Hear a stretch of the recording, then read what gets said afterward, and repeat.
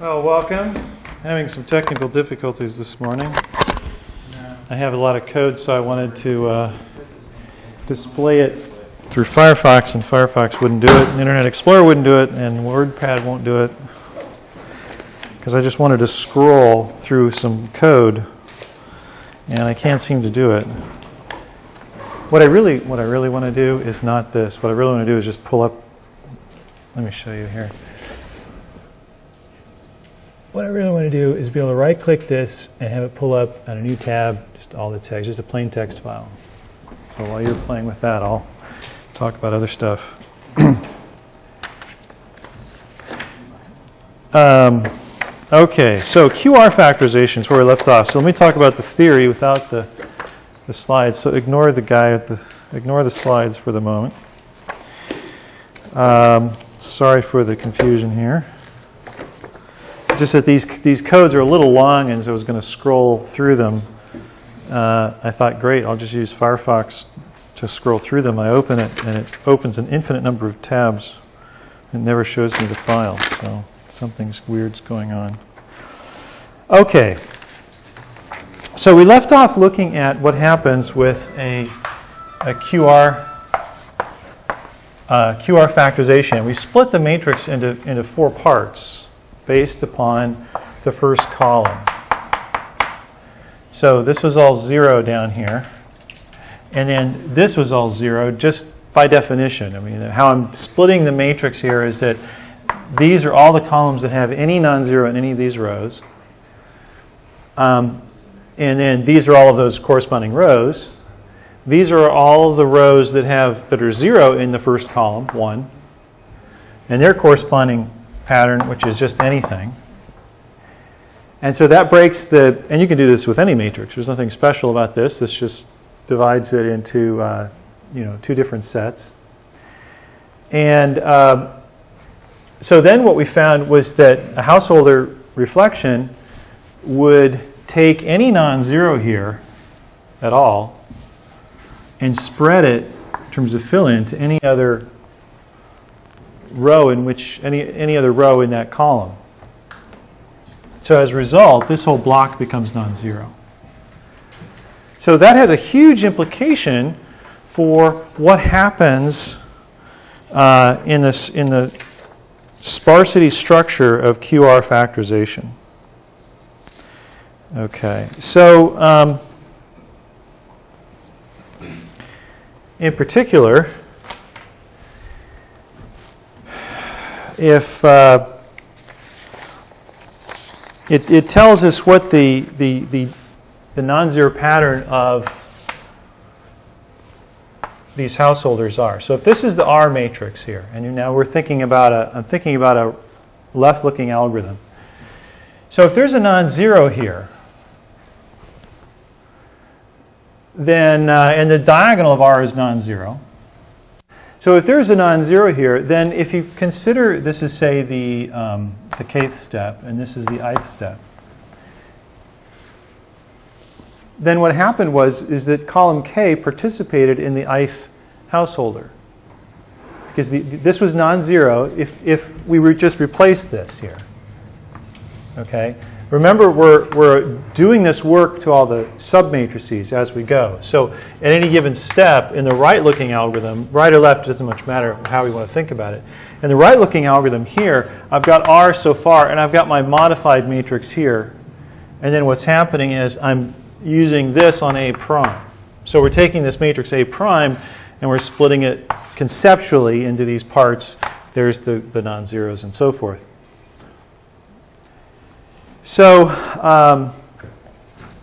and then this row here, this entry here this row becomes a row of the R matrix.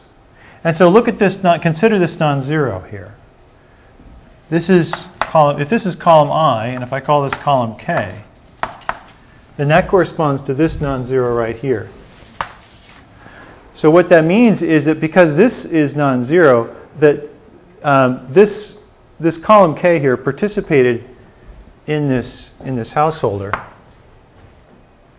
And since it participated in this householder, this is non-zero as well. And so in other words, for every non-zero in R, this gives you the list, if you will, of all the householder operations that we have to apply to annihilate this column. So if we look to the left, this householder operated on column K because of that non-zero. So now what is the non-zero pattern of the column A prime after all of the householder operations have pummeled it, have been applied to it? So we go through here and apply all these householders. Numerically, we've got to do all of this work, but symbolically, some of that is redundant. And I'll show you why. If we start with some non-zero pattern here, we've got some rows. Okay. Then the question is, which of these householders? What is the structure of the new column A prime? That's important because once I'm finished with all of these householders to the left, this gives me the householder vector V that will annihilate that column. Because the householder vector, if I have a vector V, X, that I want to annihilate, say position 1, 5, 7, and 9. Okay, I have some non-zero pattern of a vector, and I wish to annihilate this vector so that only the first entry is non-zero. So I want to annihilate these to get, this is H times X. Then the vector V that does it has the same non-zero pattern. Okay, I'm not proving this to you, I'm just stating it. And I was going to show you the code on how it's computed, but okay.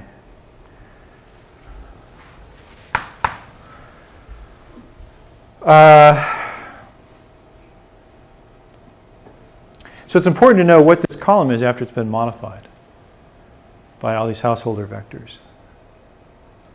So what's it look like? Well, it's going to be, at the very least, the set union of all of these householders, right? Because if I have a non-zero here, and well, this I know is non-zero, but now consider the entries below the kth position. Okay. Suppose there's a non-zero here in some row I2. Okay. Well, if this is a row I2, because of this structure of what's happening, I'll erase this leading part just to keep it simpler. I've got I and K, and I2 is here. This whole block becomes non-zero. So what that means is that this entry must become non-zero as well in the modified column A prime. So you can think of this as a process of taking all these householders and forming the set union of all of them and gluing them onto A prime. So that's a very simple way of looking at it. But there's lots of things we can prune out of that.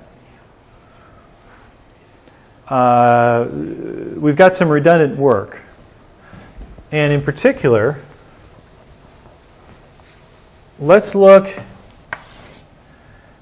at simply, let's look at, say, two different children. Or let's look at parent and child. So let's look at a descendant and ask the question, what if, remember this is R, and so R is the L transpose of the Cholesky factor A transpose A. So the elimination tree is sitting inside this matrix R. In particular, this is the parent.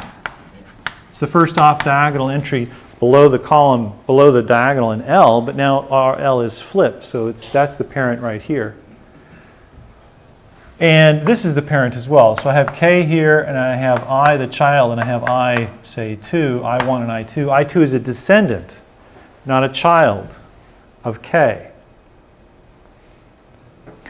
Well, if I2 is a descendant of I1, then any non-zero entry that appears in I2, well, eventually it's going to appear here, right, because of this entry. Let me actually take this entry out. Let's suppose I've got a parent, child, parent, child. So I've got K, I1, and I2 like this. So this is not necessarily going to be there.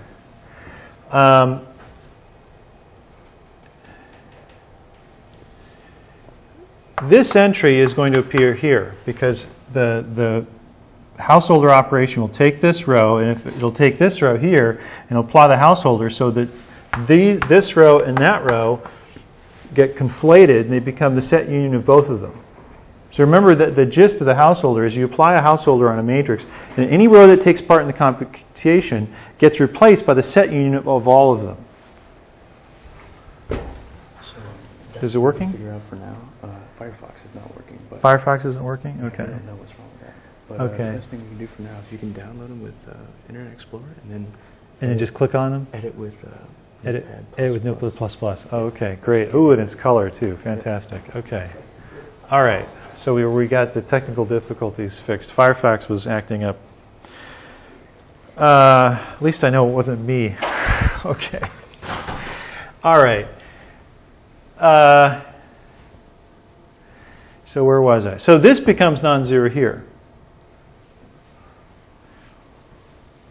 And then now consider the same operation here. We have a descendant. So any row that appears in a descendant will appear in a parent.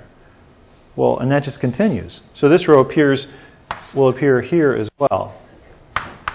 But what this means is if I want to consider the non-zero structure of this new column after all the householders have been applied, the descendants are redundant. I don't need that information at all.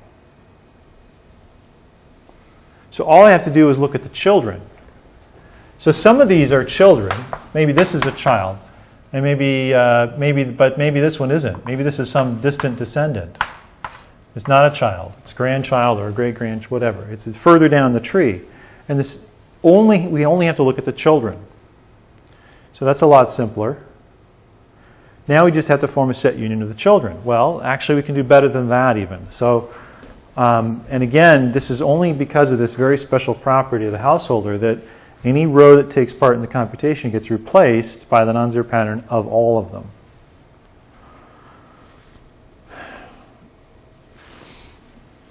So let's look at two different children. Let me show you what they look like. So now we know we can neglect any column, any householder vector to the left that's not a child. But now consider two children.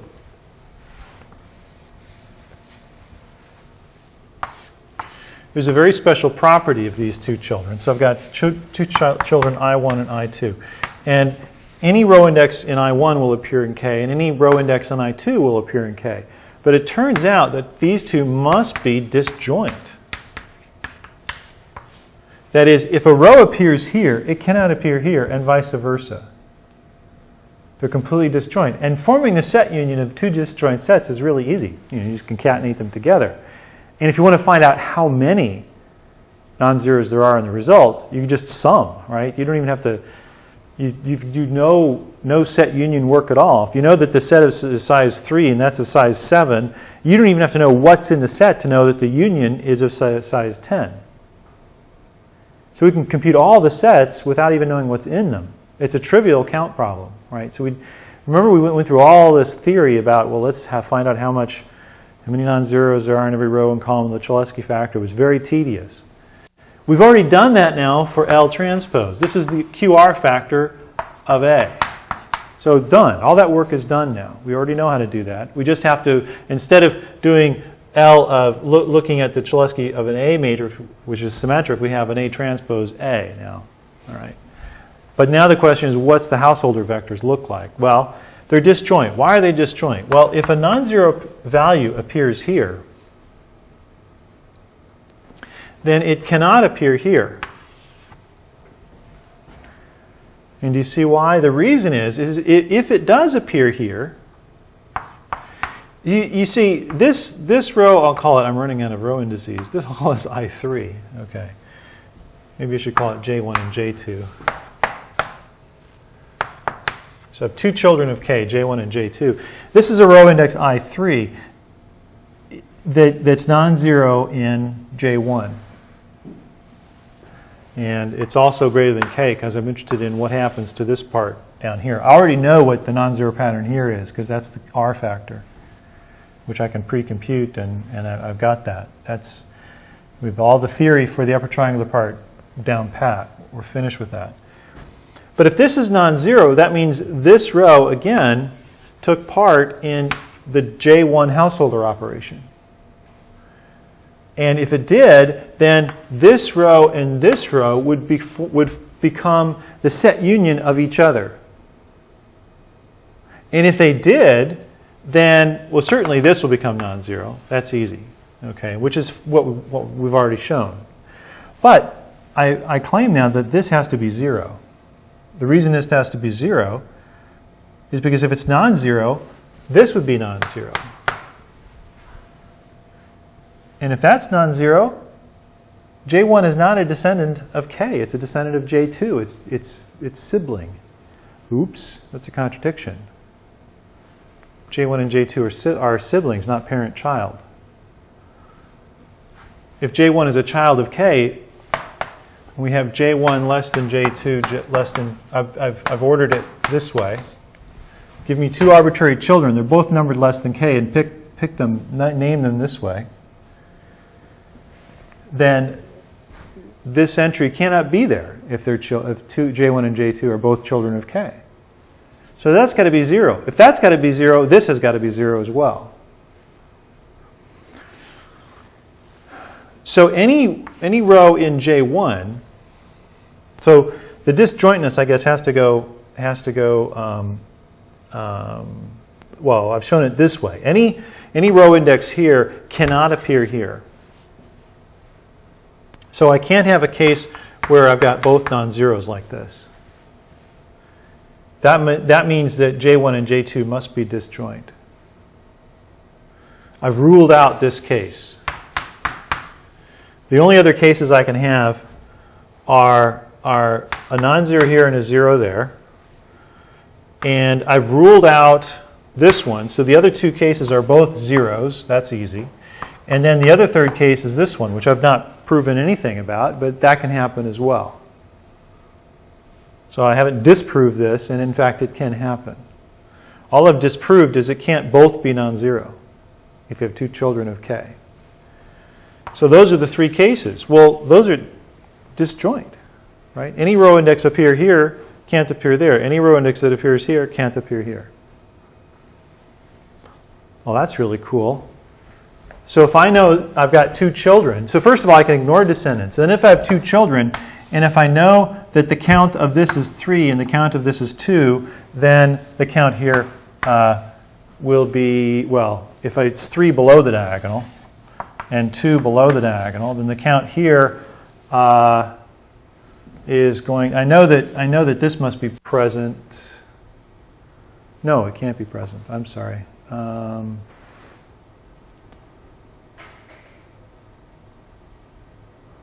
Let's see. Wait a minute. What happens? Is K present?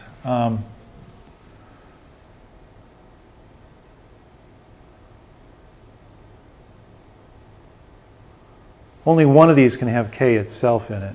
If they both have K, then only one child can have K itself. If this is both non-zero, this same theorem applies there. So we have, if we look at the entries below the diagonal, we have 3 here and 2 there, then the total count here is 5, including the diagonal. 3 plus 2, we're done. So all we have to do is look at the count of the children, subtract 1 from each, add them, and I have the count for the length of the householder vector for column K. And that's extremely easy to compute. We just have to walk up the tree.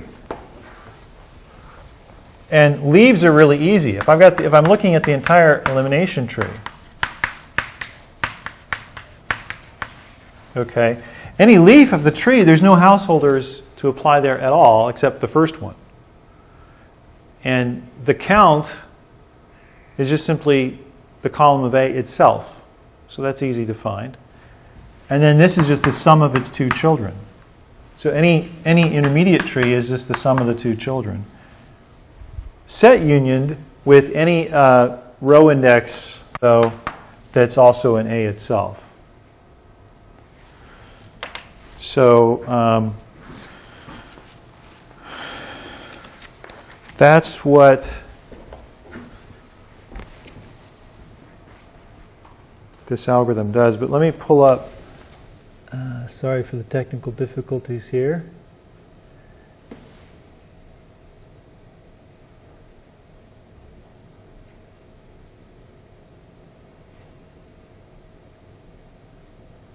So I've explained this already, a reach in the tree.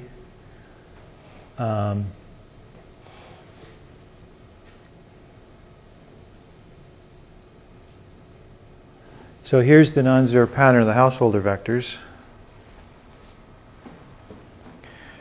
We have this set union happening. I guess I could make this full screen.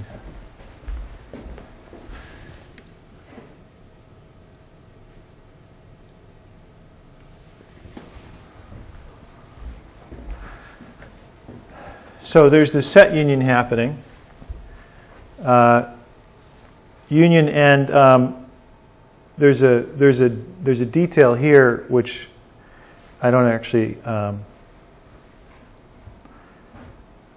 which I need to talk about. I haven't yet, but let's focus on what's in parentheses right here. The kth householder vector is the union of all the children, but in fact they're all disjoint, so I can just, if I want the size, I can just sum them up.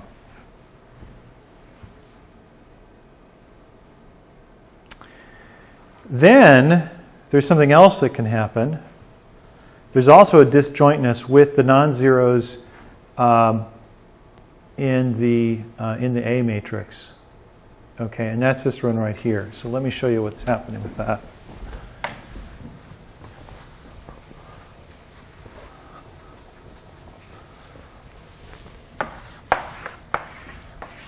So I've got the A matrix. And we're looking at column K.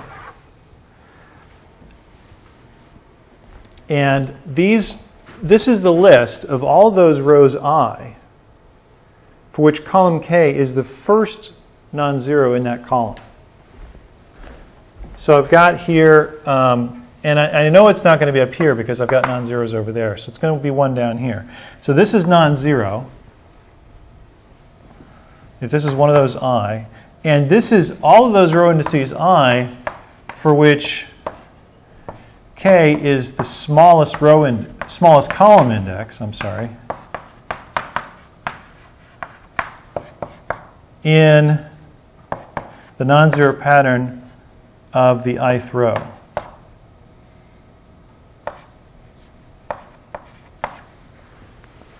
Okay, so all this is zero, is the claim. And that's non-zero. And the reason I can claim that is because if these are non-zero, if this is non-zero, then it will have taken part in that householder. So there will have been a householder operation that will have annihilated this entry. And if there's a householder that annihilates that entry, this entry right here will be in the V vector for that step, for some j less than k.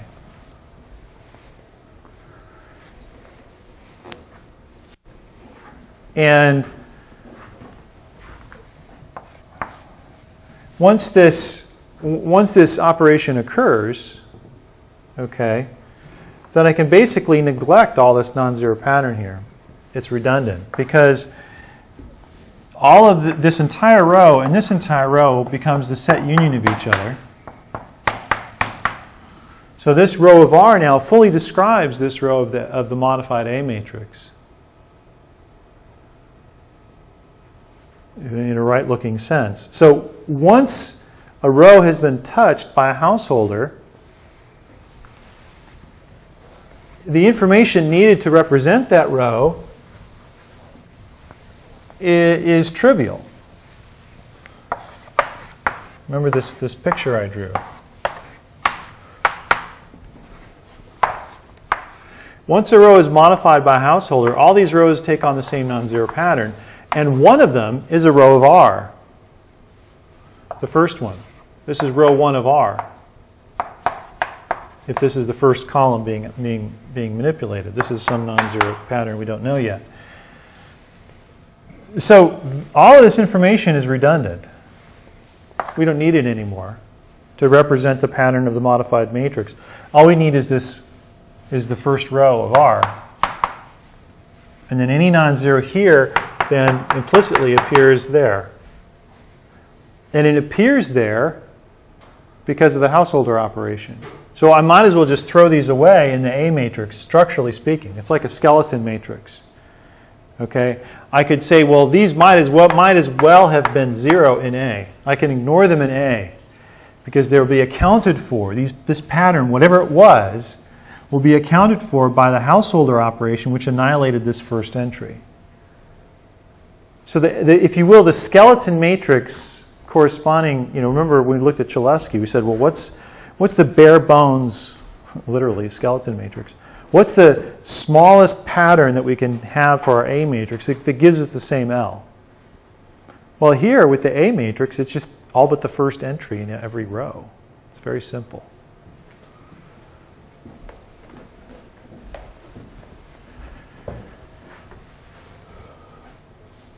Again, assuming that this entry is present, okay? Because if it's not, then some of these theorems break apart.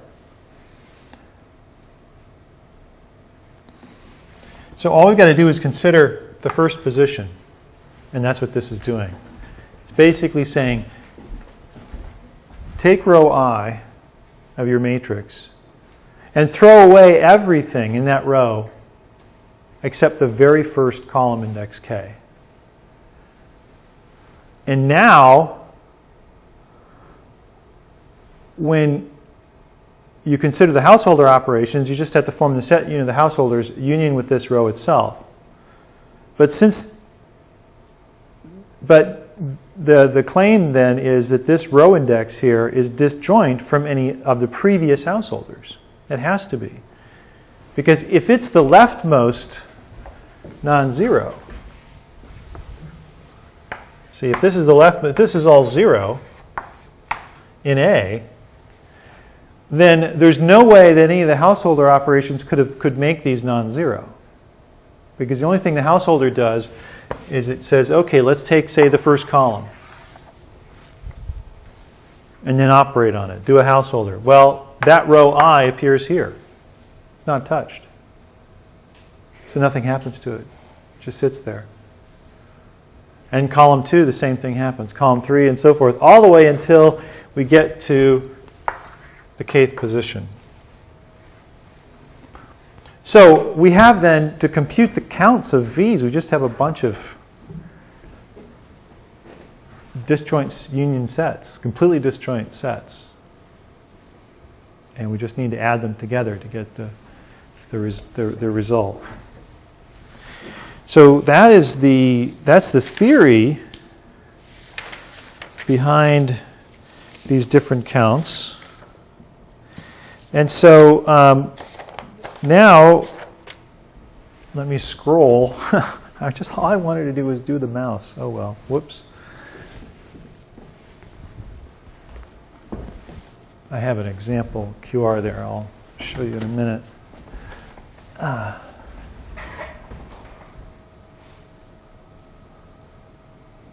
Except it's too big. Okay.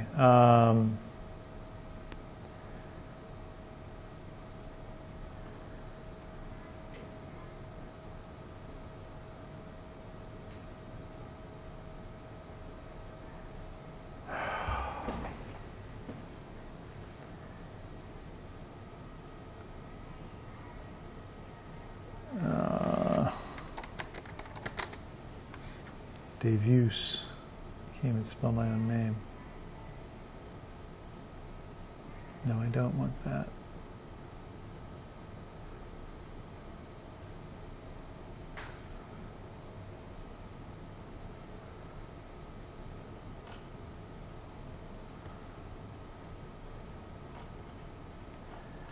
So let's now look at some of the source code. So we looked at this. So here is the symbolic. What do I have to do? Do save as? Yeah. Come on, just save to the desktop. Don't tell me this.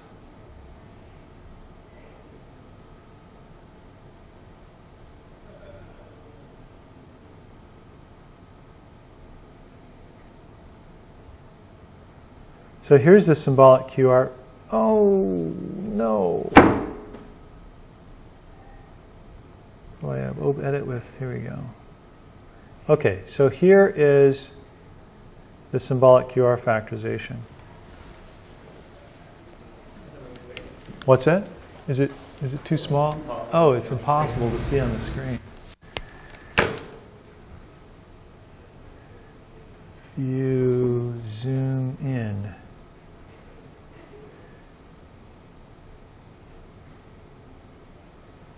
Is that better? Probably not quite good enough.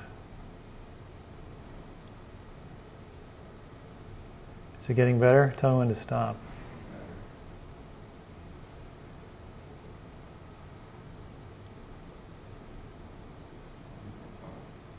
Can you read it now? That's good. Yes. I could probably do one more. Yeah, that works.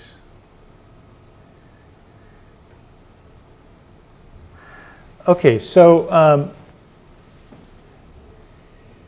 this is a vector leftmost. Oh, that's cool. It's got a nice color coding that gives you this minimum. For every row, it's the least column index in that row. So I have to compute that for every row in my matrix, and I also have to compute an inverse row permutation because I have to permute. I've got to find a row ordering which places a non-zero on every diagonal entry. So I've just got to arbitrarily pick. You see, I've drawn this picture here on the board, and I've assumed that there's a non-zero here. And if that doesn't happen, the householder vector structure is off. If I have an x with a 0 here and I annihilate it, if I annihilate this, the vector to do that has an extra non-zero in it. This is the householder vector v, and I don't want that. So to annihilate this, I first do a permutation. I just pick one of these arbitrarily and swap it to here. So this is, say, 0, and this is, say, non-zero. Then I apply the householder to this, and now this is 0. So I have one less entry in the householder vector. And then all the theories work nicely. So that's what P inverse is. It's a row permutation that is determining what entry to choose for that diagonal. And then once that choice is made, all I have to do is just pick one of these in the first column of A. Pick one of them and just arbitrarily put it there. Once that's done, this row can't be chosen again. So when I go to the second column, I have to choose somebody else.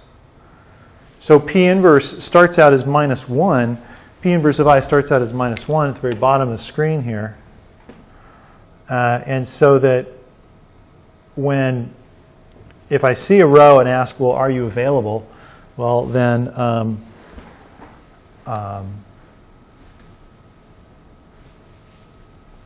it'll tell me that P inverse will tell me that it's already been chosen or not. Okay.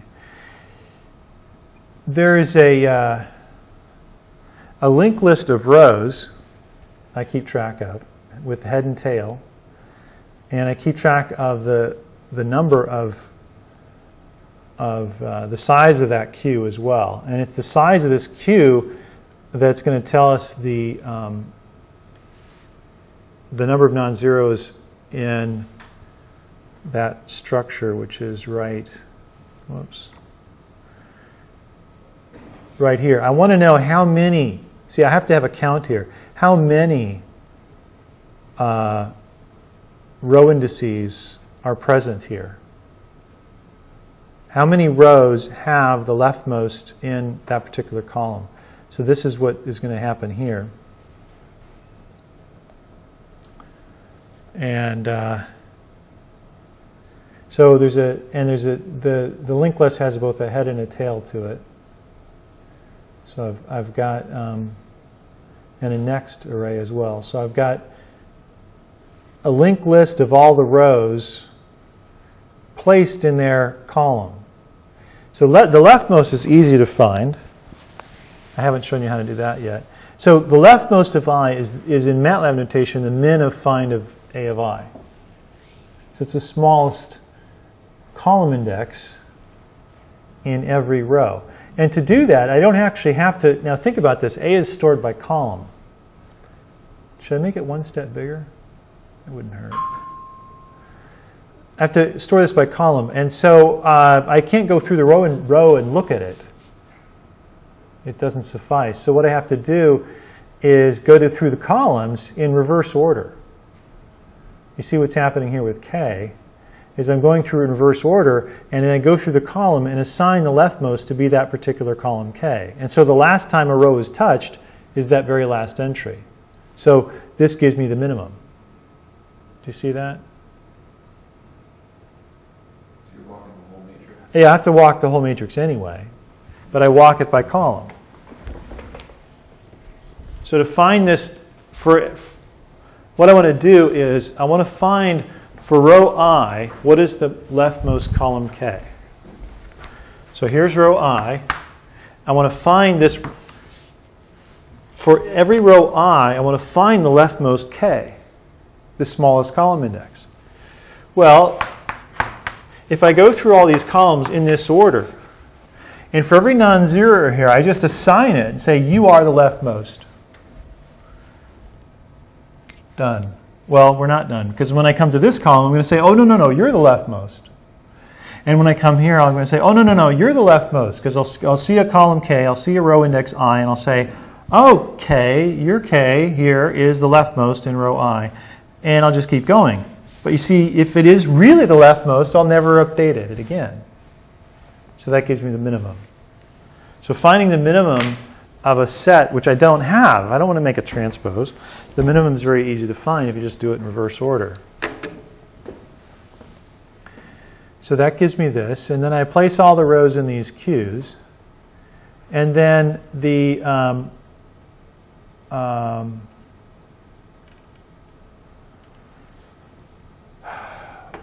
once these are placed in the queue, then that gives me the and the queues are there really only to the queues are there only to find this row permutation. Okay, I want to find the queue is there only because I need to find a row permutation to make this non-zero, put a non-zero on the diagonal. And what happens here is that the non-zero that goes on the diagonal doesn't have to be an original non-zero of the matrix. It might not exist. Or I might not be able to find it easily. I could find it if I did a maximal matching of the graph. That's in chapter 7, but that's a lot of extra work. So it doesn't really matter on the second column which entry here I pick to put as the diagonal. It could be a fill-in entry. It could be one of these, or it could be one of these down here. Well, I don't want to keep track of the non-zero pattern of this. Okay, I don't have to, though.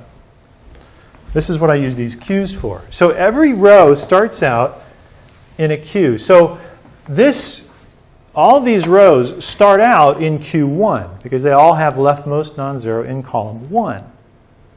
Then I just pick one arbitrarily and call it first. Okay, you're the first diagonal entry. You're chosen. But what about all these others? Well, all I have to do for these is take them out here and place them in the column of the parent. Because this is the row of R here, the first row of R. The next non-zero in this is the parent. We already have the elimination tree computed of A transpose A. So that's right here. I find my pa.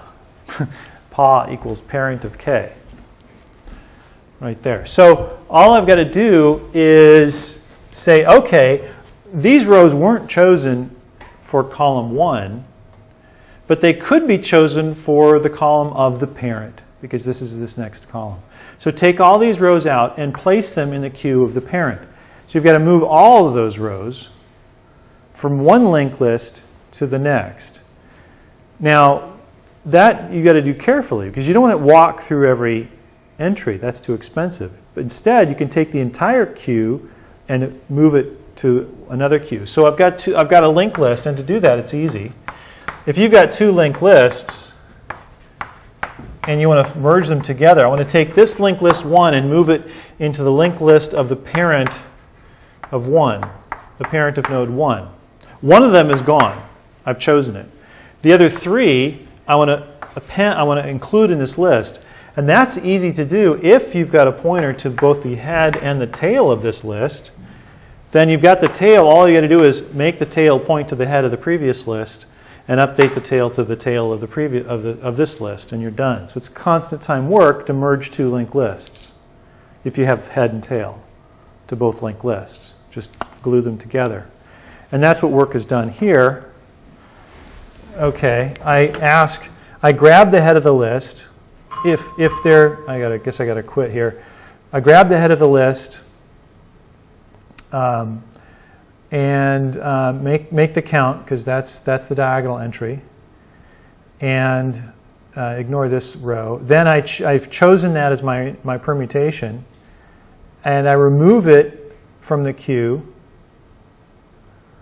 And unless the queue is empty. If the queue becomes empty, then there's no further work to do for this iteration.